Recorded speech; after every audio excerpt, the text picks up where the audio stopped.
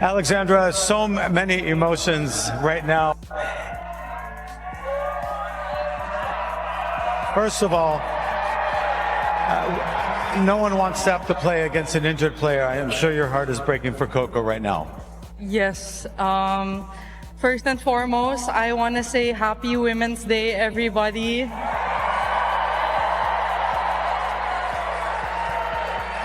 Bear with me because I have a lot to say. I want to say thank you to all the incredible women who have paved the way and who have advocated for themselves and for other women. Among them is Coco. So thank you, Coco, for being an amazing competitor and amazing role model. And I really hope that everything is well and you will recover soon. I also want to say Happy Women's Day to my mom, who is there in the stands.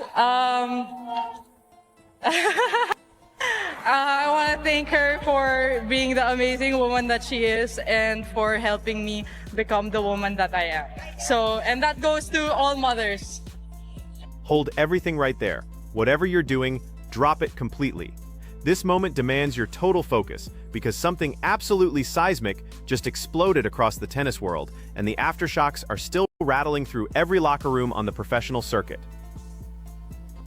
What a nice exchange. That was nice to see. Very gracious from Coco.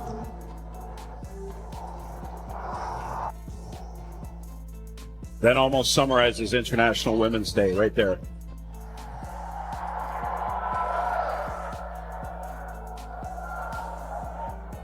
What a nice moment.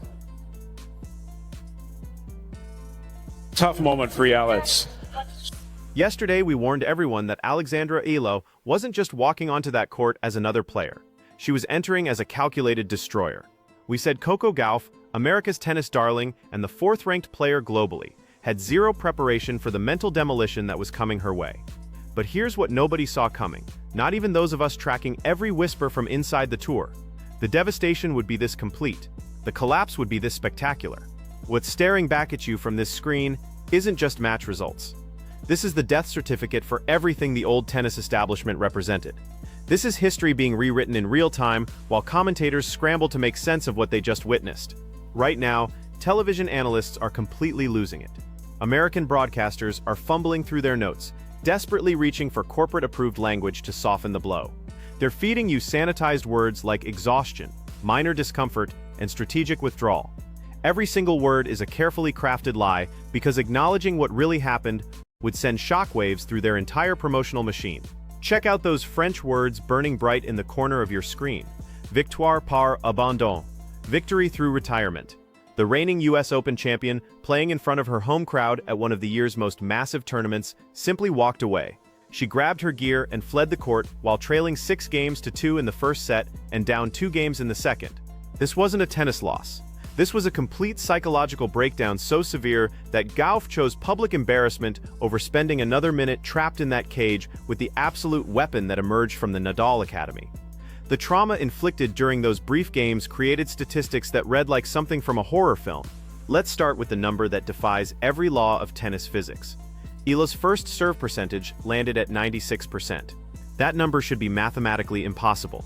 Elite professionals celebrate hitting 65% of their first serves. Reaching 75% means you're having the match of your lifetime. But Eala stepped onto the biggest stage of her career, facing the 4th best player on earth while a hostile crowd roared against her and executed her serve with surgical precision. 0 double faults. She didn't even need to blast aces because raw power wasn't the strategy. This was about methodical torture. Eala transformed into a serving machine that delivered perfectly placed, heavy balls loaded with brutal topspin that forced Gauff into defensive scrambling from the very first shot of every point. She essentially deleted the concept of mistakes from her own performance while watching her opponent crumble under the pressure. Now look what happened to America's golden child when faced with someone who simply refused to miss. Gauff, drowning under the suffocating weight of Eala's relentless consistency, completely imploded on international television. 7 double faults in a match that lasted only 10 games. Her serving arm was shaking so violently she couldn't control her ball toss. The psychological pressure was literally cooking her alive out there. But here's where it gets truly devastating. Gauff actually landed 83% of her first serves, which should have been dominant. Historically, when she hits that percentage, opponents get blown off the court. Her first serve is supposed to be a devastating weapon. Yet she only won 34% of those first serve points. Think about what that means. Gauff was unleashing her absolute best serves, her heaviest artillery at 120 miles per hour, and Eala was standing there catching them like slow-pitched softballs. She absorbed all that American power and violently redirected it back for clean winners. The disrespect was so profound it shattered Gauff's entire tennis identity into unfixable pieces. Eala won 25 receiving points across just 10 games. She was living inside Gauff's service games, reading her mind, knowing where every serve was headed before Gauff finished her motion. Every return came back with such punishing depth that Gauff found herself constantly retreating, constantly off balance, constantly fighting just to keep balls in play. Then came the run that finally snapped the American champion's spirit completely. Gauff's maximum consecutive games won was exactly one.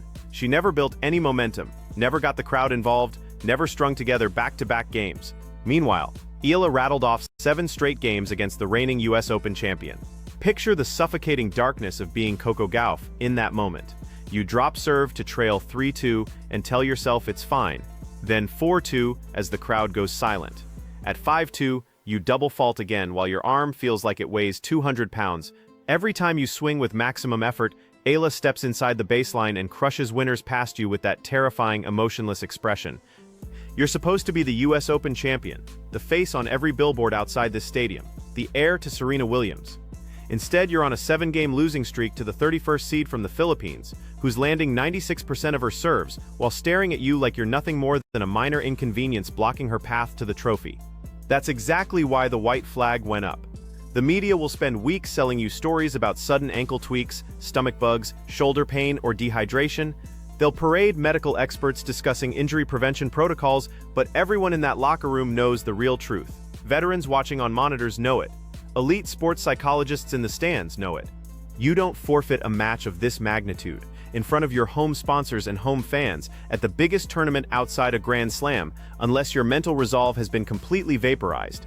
Gauff looked across the net starting that second set and saw Eala standing there completely unbothered, barely sweating, breathing easily, bouncing the ball while preparing to land another 96% of her serves. Gauff's nervous system hit the emergency alarm. She realized with terrifying clarity that staying on court meant more than losing a tennis match. She was staring down a 6-2, 6-love demolition that would be burned into history books forever. It would destroy her aura of invincibility, panic her sponsors, and collapse the entire narrative. So she pulled the final escape cord, choosing a medical forfeit over a tennis execution. The WTA locker room, right now, is a complete disaster zone. Group chats are exploding. Veterans who desperately needed Gauff to stop Eala yesterday are staring into the abyss. Their champion didn't just fall, she completely collapsed without fighting. She quit. Consider what this means for the entire tour. The Nadal Academy has officially unleashed the ultimate weapon. For years, the WTA has been dominated by pure aggressive power, players just trying to hit balls as hard as humanly possible.